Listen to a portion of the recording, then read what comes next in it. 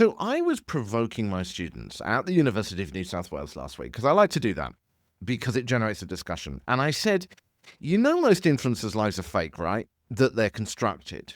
And I got lots of nods. Everyone agreed.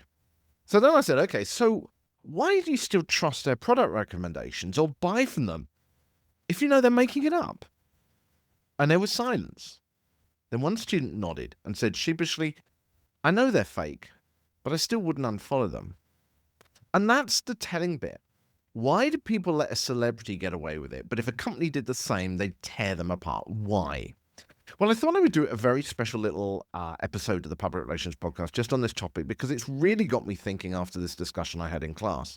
If you're waiting for more Public Relations Podcast episodes, they are coming, but I'll tell you a little bit more about that at the end of this. Let me just talk about this for the moment, though. So first of all, the question is, why do people let a celebrity get away with it, right? But if a company did the same, they'd tear them apart. Why? Well, the student's conclusion was this. The more relatable the influencer's story, whether true or made up, and the more times they heard it, the harder it was to pull yourself away from it. Plus, there was this feeling of needing to follow someone that everyone else was following. Again, whether real or made up. We know this as social validation. Of course, this isn't rocket science to comms people or academics who've been labeling these effects for years. But if you start going deeper, you see more. So what is going on here?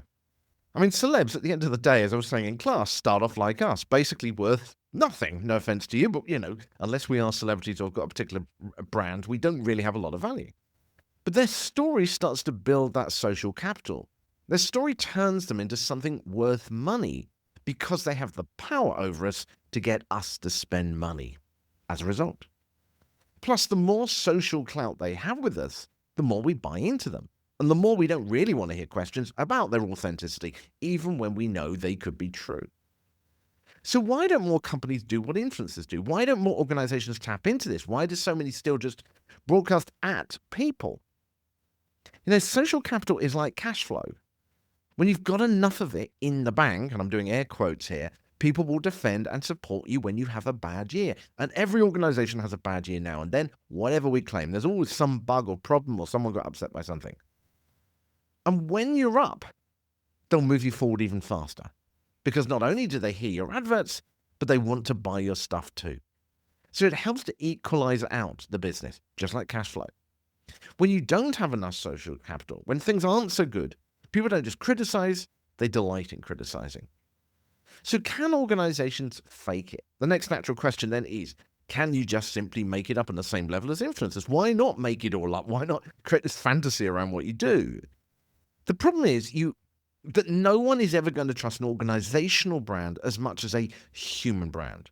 We trust faces, we trust people, we trust their body language more than we'll ever trust an organization. And if you just make it up, chances are you're going to be found out because that threshold is much lower. So is there anything you can do? Well, influencers and the students show us what works. We just have to look at it. Influencers show us the power of story. They show us the power of emphasizing the things that people want to believe in. That's not fake. That's just leaving out the bits they don't care about. They show us the power of consistently turning up, talking to their fans multiple times a week, and not just when they want to sell them something. They speak to fans in human terms, not corporate speak, slogans or sales messages. They connect by sharing experiences that their fans will relate to. And the top influencers know you don't build trust in one tweet. They know you must deliver these signals over and over again. When I talk to people about this, you often hear a couple of things. One, which is, well, these are just words. But if you think about them, all are techniques that organizations could be doing. And the other thing a lot of people say is this sounds like a lot of work. But this is not about adding work. It's about changing how we communicate what we currently communicate. So instead of sending adverts, it's about sending a communicating message instead. So it's not about advertising, but about communicating what you do. But as I say, don't take this from me. The next generation has already decided. Take it from the students. They are, after all, the people who are going to be buying your products in the future. They made it clear in that lesson. They buy into emotional trust. They buy into story.